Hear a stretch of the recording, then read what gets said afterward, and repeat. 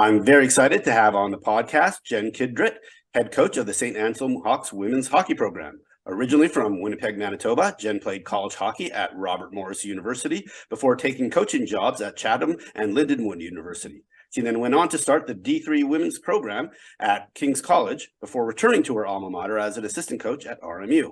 In 2021, she took over the head coaching job at St A, where she's been for the last 2 years. Welcome to the podcast, Jen. Thank you so much, Ray. I'm excited to be here.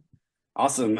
So like we do all our guests, why don't we start off with hearing a little bit about your hockey history and learning to play hockey in Winnipeg? Yeah, for sure. It feels kind of like it was yesterday. I believe I was 2 years old when I was first put on gliders in my parents' backyard. Every year my dad would make a rink in the backyard, and I had two older brothers who played, and I wanted to do everything they did. So I kind of just fell into it, and growing up in Winnipeg, you know, everybody, it's a joke, you learn to skate before you learn to walk. So grew up playing. All my friends would come over, play in the backyard rinks. You know, in the summers, we were always on the streets playing ball hockey. So it's kind of like a way of life. Then I got into boys hockey, and then finally when I was around about 12 years old, they started the girls division. So kind of had a mix of a little bit of both. Played girls hockey, played high school hockey.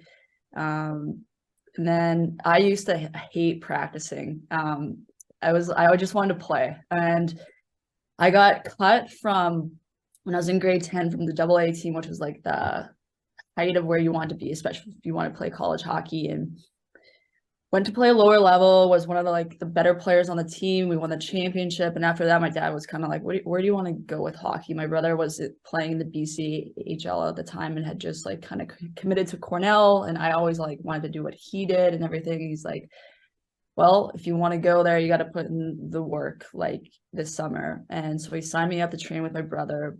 And then back in the day, it was this place called Focus Fitness. And before they were big names, Jonathan Taves, Travis Zajac, and all those guys play there. So you're kind of awe of how hard these guys work in the off season. And it really gave me a taste.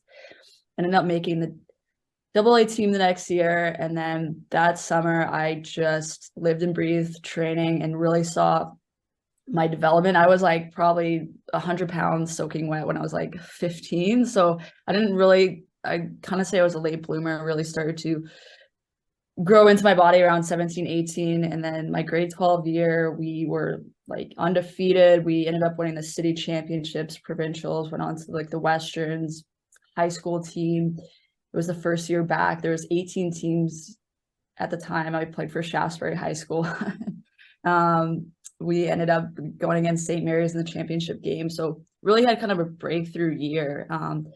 Didn't get much exposure to college or offers and stuff like that. I ended up actually going out to BC to play in the it's dissolved now, but it was the WWHL where Wickenheiser and Kingsbury played back in the day. So I played for a team in the BC. And really I was kind of, disheartened from the whole college experience. Found my love of the game. I was like, wow, these are some amazing players, just love it. And then 2008 came with the financial crisis, and the owner of the team midway through just dissolved the team. So I was out in BC. I was living with a couple of girls on the team. One of them knew the Robert Morris assistant coach and was like, hey, this good players got nowhere to go and stuff like that. I was looking at the time of just going back home to play for University of Manitoba, and then Nate Handrahan ended up calling me and gave me the opportunity of a lifetime. And never looked back. It was the most amazing 4 years at Robert Morris, obviously ups and downs, coaching switch, stuff like that, but it really shaped me to who I am today. So I'm grateful for all my opportunities with hockey. Great. So I want to go back to something you mentioned earlier, that seminal moment when you got cut from the DIII team. What, in hindsight, what was it in your game that was missing that you were able to develop once you had that motivation to take your game to the next level after the conversation with your dad and things like that? I think it was just it's more than just scoring goals, like your ability to compete in all areas of the ice and just really getting stronger in all areas with a shot, skating to get a step ahead of players and stuff like that. It was just at that moment, you have to develop so much. It's not just, I guess, one thing. Like I fixed my shot, and I think it was all around my strength and conditioning that really just helped me compete at that level. So I think it's such a critical for young women through that period of like 14 to 18 of just developing your whole game, not just focusing on one certain thing. And how were you able to figure out what you needed to like how to get better on those different attributes? Like, did you have coaches, or did you just like watch video of yourself? Did you have just other players that you hung around that were working on things that you needed to work on? Yeah, I'd say it's a whole mix of things. I had a really great strength mentor. His name is Eeyore. He like would gave me books, just my mental side of things, how I approached everything. He kind of changed the game for me and worked with me on just like such a personal level of maturing as like an elite athlete. I think changing my mindset and how I approach things, I think I have to give him so much credit to my development. Gotcha. And so you mentioned that you had a connection through a roommate to Robert Morris University, but how did that recruiting process actually go? Did they fly you out? Did you take a visit, or was it you just got on the phone and you said, "Yeah, I'm coming"? Yeah, I think I have the most unorthodox college journey, which I tell recruits, it's all about opportunity, and sometimes things happen the way they're supposed to happen. Yeah, a couple phone calls. They obviously did their due diligence in calling past coaches and research and video and stuff like that on me. I honestly was just like, it was at length conversations with my family, and I was just like, you know what, I'm going. So I actually didn't visit before I went, and just took a chance, and I absolutely no regrets. Wow, that's awesome. All right, had you been to at least visiting like any schools in the United States before, or considered I any schools? had through like tournaments and stuff like that, and obviously I was out to visit my brother and watch him play in some games and stuff like that too. And obviously at the time, like being from Winnipeg, we'd always North Dakota was like where you wanted to be and stuff like that. So we'd always go down and train there and stuff like that too. So I had like a sense of American schools. Gotcha. So talk about your 4 years. You mentioned that there were some ups and downs, some coaching changes. Talk about your experience and kind of how you developed from a hockey perspective during your 4 years there. Yeah, absolutely. So freshman year is kind of, I had a big class, and I think I didn't have a lot of pressure on me because I'm just like, hey, this older kid from Winnipeg, and my class was highly recruited and really good hockey players from the PWHL at the time. So I didn't have a lot of pressure on me. I actually, did fairly well. I ended up leading freshman score of my class, but a couple of rookie of the week accolades.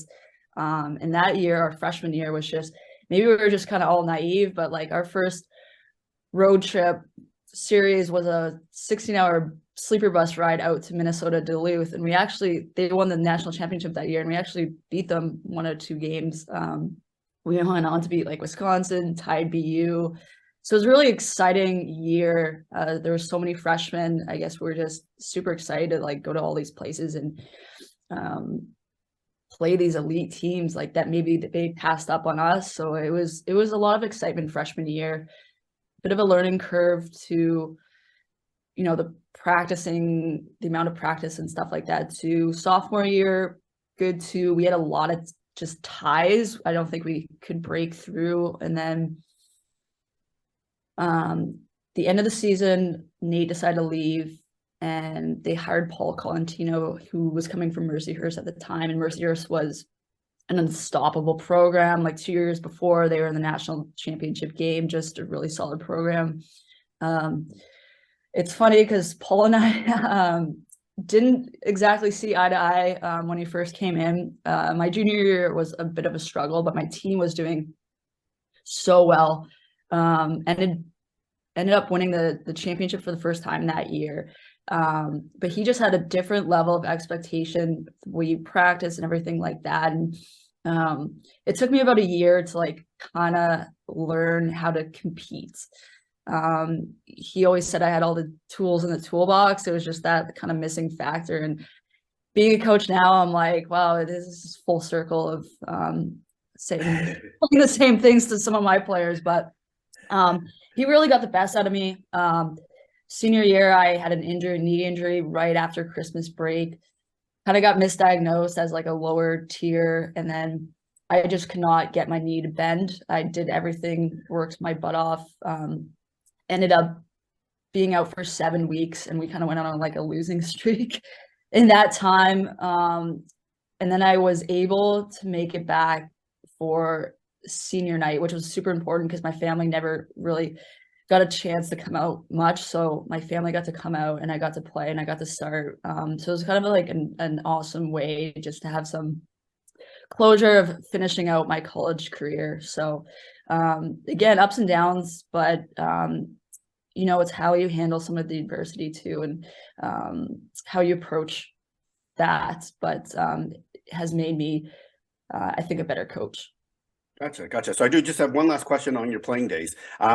So from what you explained, you actually came in a little bit older. I'm assuming like the equivalent today was you would have taken a post-grad year or two before you started at Robert Morris. Do you feel that like that helped you because you were a little bit more developed, both physically and mentally at that point, to have such a strong freshman year? 100%. I think just now I have lived away from home, you know, learning to cook and stuff like that, and just having that real life experience, I think really helped me have a better perspective on, let's say, a bad game or something like that too. So I really think it definitely helped me playing and just personally dealing with everything in college too. Great. All right. So now let's move on to after playing at Robert Morris. Tell us what you did afterwards and how you got into the coaching side of things. Yeah, for sure. So I was a sport management major at Robert Morris, and they have a pretty big alumni group with that. And I was getting kind of some offers about like ticket sales, Maple Leafs, like some NBA teams and stuff like that. And I was like, yeah, that's really like kind of cool at the start to like work for a professional team, but I'm like, I'm just not a salesperson. I'm pretty authentic. And then I worked, I stayed the summer in Pittsburgh with one of my best friends and was working hockey camps for the Penguins and Robert Morris. And then the Chatham coach was working one of them and was like, what are you doing? What are your plans? And I was like, I'm not too sure. I'm just trying to figure it out right now. And he's like watching you interact with the players and stuff, like you're a natural coach, like we need a female who's played at a high level to kind of help us out. Would you be interested? And I actually talked to Paul at length about coaching, and he helped me with my decision. I took a job as a volunteer with Chatham, and credit to Jason, I was a sponge. I was like, I want to learn recruiting. I want to do this. He's like, I'll let you do whatever you want. He let me like run the forwards, run the power play and stuff like that too. So I just soaked everything up. Obviously being Canadian, I was on like a certain visa that was just a year. So I ended up moving back to Winnipeg, looking for jobs and stuff like that. And then Scott Spencer, who was formerly at Robert Morris as my assistant coach, got the job at Lindenwood. So I applied to grad school, and it was like a grad assistant program. So I moved out to Lindenwood with like a week, started grad school, had an amazing opportunity for 2 years there, learned so much through that program and my position, and doing my master's at the same time. Then graduated after 2 years, and then had the opportunity to coach with Nicole Hensley, who's now a really good friend. So that was awesome to experience working with someone of her talent and caliber. And then applied for jobs, and then Kings kind of reached out randomly over the summer and interviewed, and then they flew me out and offered me the job on the spot. And I don't know if I was just a young, naive, fresh prospect, but they literally gave me an office, a credit card, and said, start this program. And there's no like better way to learn than getting thrown into the fire. And I learned so much, the good, the bad, and the ugly through that, and just how much goes into starting a program. Yeah, just to clarify for folks who aren't, didn't catch it early on in my intro, King College didn't have a women's program. You were hired to start the program from scratch, right? Yep. Sorry. Yep. And they didn't have a men's program either. So the men's coach and I got hired at the same time to start a program. So they knew nothing in regards to hockey or how it operated. So we really got to guide them and work with them. And me and Steven at the time had different backgrounds, so we had different expectations for programs and stuff like that too. But great overall experience. And then after 3 years, so before we move on to you heading back to Robert Morris, you mentioned that the good, the bad, and the ugly. So what were your key takeaways of starting a program, and kind of what were some of the biggest challenges that you had to overcome? I think a big thing is having a locker room where you don't bring your equipment back and forth, and off campus, and working with them on like class schedules and scheduling practice times, and just everything you kind of don't think of when a program's already set up and functioning, like all the little logistics and being a new program and getting people to buy in to what you're believing in and not having any tangible thing to show for it is, you get like 500 no's, and you keep believing in yourself and what you're trying to do. And then the kids you do get to believe in you that come there was awesome. I still keep in touch with some of them today. But yeah, everything, and just player situations, and yeah, definitely just a unique experience starting a program for sure. Gotcha. So how did you end up back at Robert Morris? So Chelsea had left for Colgate, and Chelsea Walkland, who was a bit of previous guest on the podcast. Yeah, go ahead. And also a former RMU alumni. I played with her just 1 year, but a tremendous person and coach. So I reached out to Paul because I was like, you know what, the chance to work for your alma mater is like a once in a lifetime opportunity, I think. And I had been like 6 years removed at the time, so I'd grown up and matured a bit, and kind of just talked it out with him, and he offered me the spot, and I jumped up the opportunity. And I thought, I've done all I can at Kings. I think I've reached my personal ceiling and I want to develop more. I want to learn more. And Paul and Logan are tremendous coaches. So I was like, you know what, this is a chance for me to grow too as a coach, and go back to somewhere I loved and help me develop as a person too. So went back, had an amazing 2 years with them, a crazy 2 years, COVID, and then obviously when they shut down the programs, but extremely grateful for my 2 years there. Perfect. Yeah, and we had Logan on the podcast last year talking about shutting down the program and him restarting it at Robert Morris this coming fall, and some of his plans. Now, would you have stayed if the St Anselm, were you looking anyway when the St Anselm opportunity came up, or is it they just happened to work hand in hand? So we had obviously had no idea they were planning to shut down the program. So we just came off a NCAA Elite Eight championship. So like you're at the height of happiness, and I had just finished like my second recruiting class there. So I was excited to get my classes in. I'm really excited about my recruits. So at that time when Robert Morris shut down programs, I was not looking. Then they shut down the programs. I was out on a visa, so things kind of got time sensitive. It was a very difficult period of time for me personally. But randomly, St. Anselm, I had a conversation with my dad the day before St. Anselm reached out about, I'm just like, it's difficult. Like, I'm trying to look for other jobs, and I'm trying to like get my players placed or what my recruits are doing. There's like so many factors. I'm like, how do I look for another job right now? Like this was like such an important part of my life. My dad's like, don't give up. That's not who you are. And then the next day I got a text from one of the ADs at St Anselm, who's been a great mentor to me since, just like, hey, you interested? And interviewed, they flew me out. I was offered the job and haven't looked back. It's been an amazing place. They've been super supportive with everything. And we're actually going to be playing Robert Morris in their home opener Oh, wow.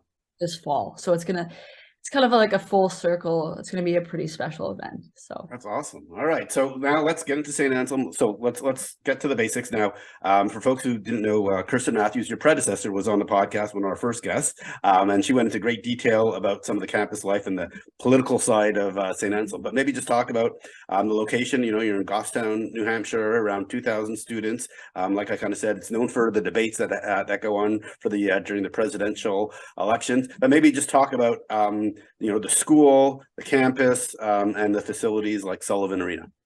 Yeah, absolutely. It's a great place. It's like, once you come here, you feel how special it is. Not a lot of people know it. It's a smaller school. Like you said, it's in Goffstown, New Hampshire. We're surrounded by a couple small cities. We're about an hour from Boston, 45 minutes from the ocean, 45 minutes from the mountains. So it's just like the perfect setting. Beautiful campus, walkable. Obviously, Sullivan Arena is magical, as you can see in your background. It's on campus. We get a lively crowd for men's and women's games. Catholic school, we specialize in, from business, nursing, health sciences. Obviously, politics are huge. Like you said, the debates happen every 4 years here, and every sitting president since JFK has been to St. Anselm, which is a really unique fact, because I think that's the only school, college in the States that has that fact. But it's a great place. Everybody kind of knows who you are. Just it being a smaller school, it is like your second family. And I think the people here really make it what it is. And it is also unique too. We're the only Division I team at St. Anselm too. Everyone else plays a Division II schedule. Beautiful. So let's actually talk about that now. So you play in the NUHA conference, and some new things going on with NUHA over the last couple of years. The conference champion this past just a couple of months ago, got an auto bid to the playoffs. Long Island University. You were that close to getting that bid, just a couple of goals away. And they've expanded from 6 to 8 teams. Last year I had Tara Watchorn when she started up the Stonehill College program, and then also had Jack Sweeney from Assumption, that's starting this fall. So maybe just talk about now how your life has gotten more difficult by adding 2 new teams, and the impact of the growth of the NUHA conference. You know what? It's great for the game. It just provides more opportunities for these young ladies to play college hockey. So I think it's great. We're expanding. I know Tara did an unbelievable job putting Stonehill together. I know Jack's doing a great job as well. So it's just helping grow the game. We're still a young Division II, so it helps when out of the conference teams we schedule the non-conference games, good matchups. I know a lot of NUHA teams have gotten those wins too, so that really helps too. But I think we're all striving to get better. We're all like dedicated to our programs in the NUHA, so it's exciting. LIU did get the first bid this year, next year hopefully, no, it's great. All the coaches are great, and represent their programs extremely well, and we're excited for things to come. Gotcha. And so I did notice, I looked at the pairwise rankings and some other ways of ranking teams. There's still a pretty big gap though between like the NUHA and the let's just say the WCHA. So what do you think, just from a conference perspective, the teams need to do to be more competitive at that level, at the later part of the year, not just during the non-conference schedule? Yeah, it's tough. WCHA, I mean, even Hockey East and CHA, they're still always competing against the WCHA. I think it's just we gotta the recruiting, maybe just keep recruiting elite players, maybe strategically, how we go about our recruiting process, and then pushing some of our schools to help us, whether it's funding or whatever, just to be stronger. And I think playing these non-conference games and just seeing where they're at definitely helps our players and helps everybody see like this is where we need to get to. How do we do it? So yeah, there's a gap, but we're all working extremely hard to try to get the league to where it needs to be. Gotcha. And you actually led right into my next question around you had a really tough non-conference schedule. Do you feel that actually helped you for later in the season by competing against like such top teams like Quinnipiac, this past season? Absolutely. We started off with a very tough non-conference schedule, and then we went undefeated and into break in first place. I think it really helped us in our conference schedule, as tough as those games might be. The only way is through. So you got to go through some of those growing pains to get better. So that's just the kind of realization of what we need to do to get where we want to be. Gotcha. And you had a pretty good postseason run. You ended up upsetting Stonehill, who was just had a higher ranking than you going into the playoffs. And you lost. I watched the game. You lost a really close game to LIU. You just needed a couple more goals to help you kind of get it to overtime. What were the keys to kind of the success for this past season? Yeah, definitely. I think our offense, I think we ended up like 13th in the country, was a huge factor. Last year, I think we struggled to score a little bit. Obviously, we had Allie, Kelly, and Ned, who we could always rely on, which was a big thing for us. And then just kind of getting situated. I think, last year we were a lot of excitement, had a couple upsets with, Maine and Brown and Dartmouth. And now second year, there's more expectation on you because you did have those upsets and stuff like that too. But kind of a roller coaster year, but a really good, I think, learning year and a stepping stone of like, okay, now we are Division I. We were a very good Division III program. Now we're turning the tide to we want to be a very good Division I program. And we're excited about the recruits we're bringing in this year and well into our class of 2024. So we're excited for things to come. So gotcha. Maybe talk a little bit about your coaching staff. I'm going to probably mess up their names, but Vinny Ferranola and Joe DeLoe, talk about kind of how you guys divide responsibility and kind of what they're like to work with. You actually nailed it. So nice job there. Yeah. So Vinny Ferranola was our hockey ups at Robert Morris, and just an awesome guy. Does a bit of everything here. So I brought him with me. He works with the defense. I'm getting his feet wet with recruiting. He's on the operations side of things too. And then this year we got him more into some video and scouting stuff too as well. So, and Joe is our volunteer assistant. So he helps with practices, PK work. He does videos with players too. So right now we're not the traditional Division I, but we're kind of all hands on deck, which kind of gets us a foot in everything in the program, and our care factors obviously through the roof. Me, obviously recruiting is a big thing for me, and then just vision for the program, working with players, strategy and stuff like that too. But we're all hands on deck and we all love it. Gotcha. So you mentioned kind of the different rules. I'm curious how much you're able to use analytics in what you do to help improve your game. Do you have any analytics capabilities at all?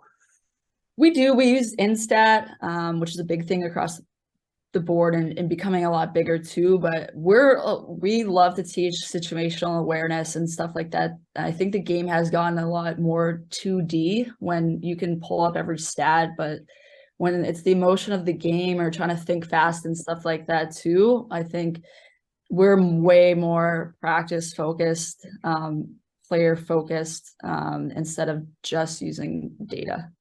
I'm curious then how you apply what you learn from video and these other sources to player development. How do you individually help players get better?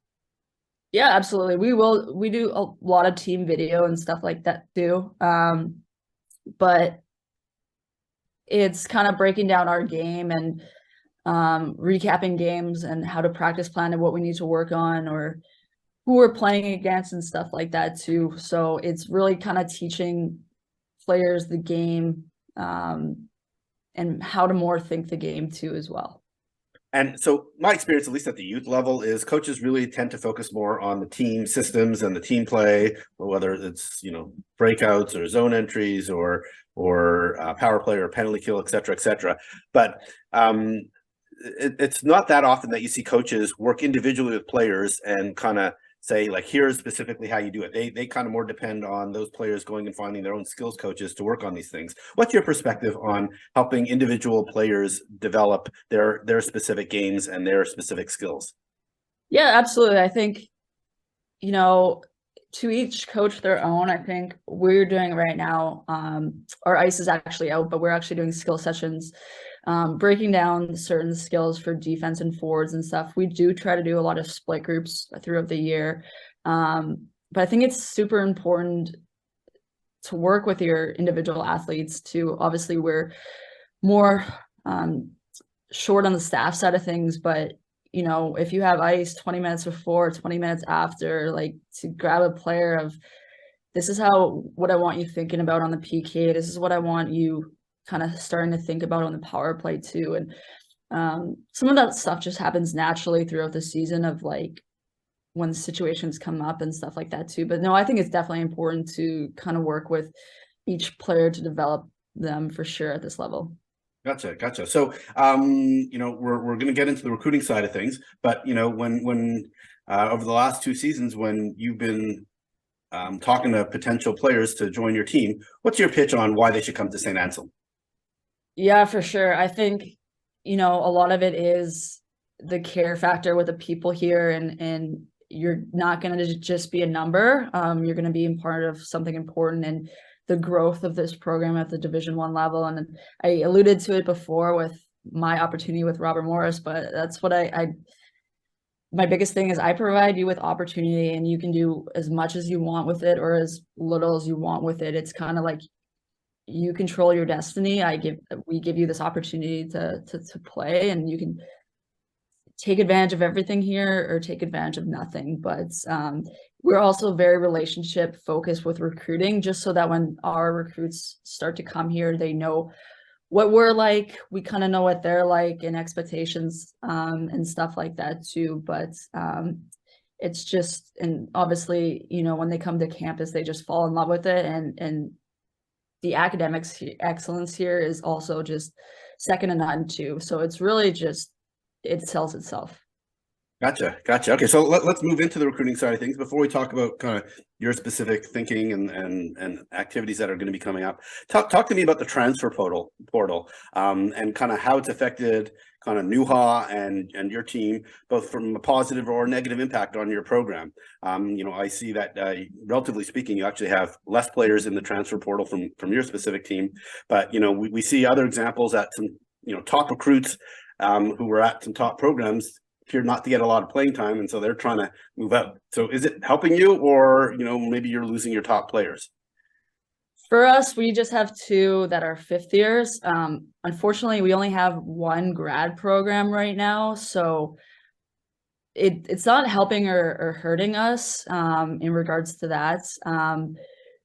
We did get our 2 transfers have been very successful here, Natalie Tulchinsky and Ali Kelly. So it has helped us in that sense of bringing in these players from these elite programs and what their standard of helping our players kind of elevate of, like, this is the standard of weight room training. This is the standard of how we practice and stuff like that. So it's helped us in that sense. I don't think it's hurt us, but the transfer portal is definitely, especially this year, a little scary with, you never know. I don't want to, you never know what goes on in other programs.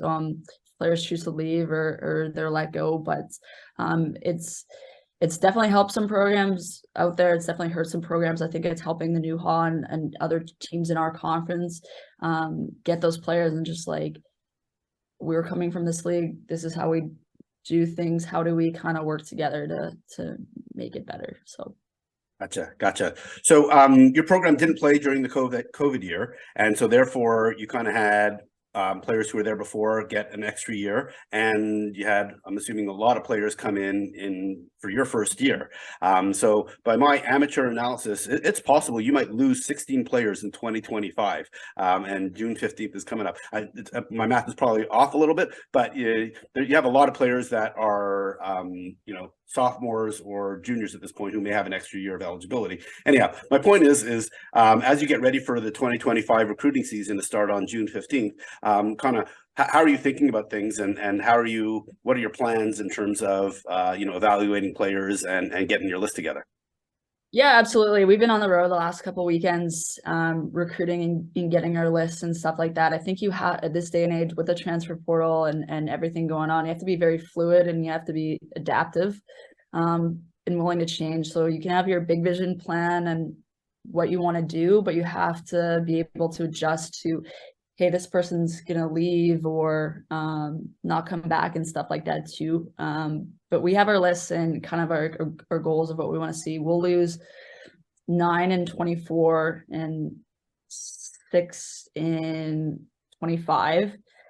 My first year, we did have technically our freshmen and sophomore were all freshmen because they'd never played. So we had a very young team last year. And last year was definitely about opportunity and showing what you have and stuff like that. Now that we have more of a foundation here and what we want to do. But 2025, yeah, definitely prepping for June 15th. But at the same time, we have to be a little bit more strategic and creative in how we recruit, because we can't have the same recruiting philosophy as Wisconsin and those teams. We have to do things a little bit differently. So we have a creative plan in place. So gotcha. So what is it you look for in players? Maybe it's by position or whatever it is, but what are the attributes that you look for in a player that would fit in well at St. A? Yeah, absolutely. So we, obviously everyone at this level can skate, shoot, pass, stick handle. So those are obviously the non-negotiables, but we look for compete. We look for players who can think the game at a very fast level and kind of read situations. And then again, I go back to like the relationship building, being able to have a good line of communication, coachability, and stuff like that too. When you see kids slam sticks or parents yelling and stuff like that, like that's, for coaches, that's not a great flight. Something you don't want to see. Indicator. Yes, there we go. But definitely that compete factor. We play very fast, user speed, attack. So those are things we look for. Then obviously, what are we trying to replace in our lineup too as well. So we don't just, we just want defensive defensemen. We have a puzzle and we're trying to put all the right pieces together to create the best team. Gotcha. And if I recall correctly, I think you mentioned it a couple of times that your goalie played, one of your goalies played almost all the games, like 37 out of 41 games or something like that, or started most of them. So how do you think about it from a goalie perspective? Goalie coming in, do they need to think about, how much playing time am I going to get? Am I going to be the second backup or the first backup and maybe not play a lot? Or, how do you think about playing time versus just having a role on the team? Yeah, absolutely. I think, through our individual meetings, this summer is, you got to put in the work. We do have, a bigger roster, but you got to put in the work if you want to be here. And I think everyone's pretty hungry. We losing 2 years in a row in the championship game, I think is a really good motivator. But as far as a goalie perspective, Allie did play a lot of games and she is leaving, and we do not promise ice time or anything. We promise opportunity. So you got to work hard and you got to earn it every day. That's something we believe in is earning it through hard work, off ice, on ice. But that's what we've, told our returning goalie and our incoming goalie as well. Gotcha. So related to this, we talked a little bit about playing time a couple of times now during our conversation. Like you said, you can't promise ice time, but you can promise opportunity. How should a player think about how much time will I actually get to play? How would they think about it from a player perspective on the program that they go to? Obviously, leaving out the school and the fit on the academic side and things like that. Players want to play. Otherwise, they wouldn't be playing hockey. How do they figure that out before they get there? On here's my chance. Here's what I think the best opportunity for me is to actually get meaningful ice time. Yeah, for sure. I think, with the availability of streaming across all conferences, I think when you're going through the recruiting process too, it was like, watch your team play, evaluate yourself as a player. Think, do I fit in with this league or this team, this coaching style? So I think, do your due diligence. And, if you're a hard-nosed center, and you want to go to a very skilled team, are you going to play that much? And I think that's honestly, through the recruiting process, have transparent conversation with coaches of like, where do you potentially see me and stuff like that too. But be self-aware and always evaluate yourself as an athlete, not to be negative, just to be, what are my strengths? What are my weaknesses in my game? Where do I see myself on this team contributing to their success? Gotcha. So any other advice for players who are like the 2025s who are kind of starting the process and actually talking to coaches as they go through the next few months of talking to coaches for the first time directly? Yeah, absolutely. I'd say June 15th is a very busy day, and I think a lot of players get caught up in the hype, or if they don't get the certain phone call, it's defeating. And I think, some teams, especially with the transfer portal, they're always recruiting. I say stay fluid and stay adaptive. Don't give up hope. Keep working hard, keep your head up, and don't get deterred, because there's always opportunity. So stay positive, keep working hard, keep a good attitude too as well. Perfect. And I don't know what you're up to over the summer, but you kind of mentioned you've already been at a couple of recruiting events. I don't know if you're going to be having any camps, but what are your plans, this spring and summer to go out and meet potential recruits? Yeah, absolutely. So there's always a lot of stuff going on in New England that we will be out at this summer, including, Beantown and stuff like that. We're actually hosting a camp July 17th through the 19th. It's going to be more of a development camp rather than like a college exposure, but gives kind of an insight to, you get to see the facility, work with us coaches, and use some of our training methods and stuff like that too. So we're excited. That's our first one in here in about 3 or 4 years. So we're excited to get that going. Obviously, we'll be kind of at the Stony Creeks, Pittsburgh Labor Day showcase and stuff like that too. But yeah, we'll be on the road a lot this summer. Gotcha. And what I've seen, at least over the past couple of years, is that the new hot teams tend to add players a little bit later on average than some of the top 10 teams, let's just say. And is that part of the process? I mean, I'm sure you're making offers June 15th, but do you find that it's spread out over kind of an 18-month period for your incoming class? Oh, absolutely. And that's what I just was alluding to before about being a little more creative and strategic, and a realization of like, yes, the top 10 teams and all that, but where we're at with scholarships and stuff like that too, a little more creative, a little more, again, building those relationships. So we're not all about June 15th. We're taking our time and making sure we're getting the right people in here too. Perfect. Well, I'll make sure I also add your camp to our calendar of events for 2023, now that I know about it. And so I want to thank you so much, Jen, for coming on the podcast. It was great to learn about your background, your development, your coaching history, and then kind of everything that you're doing at St. Anselm and what your plans are for the future. So thank you so much for doing this. Thank you so much for having me. It was great talking with you, Ray.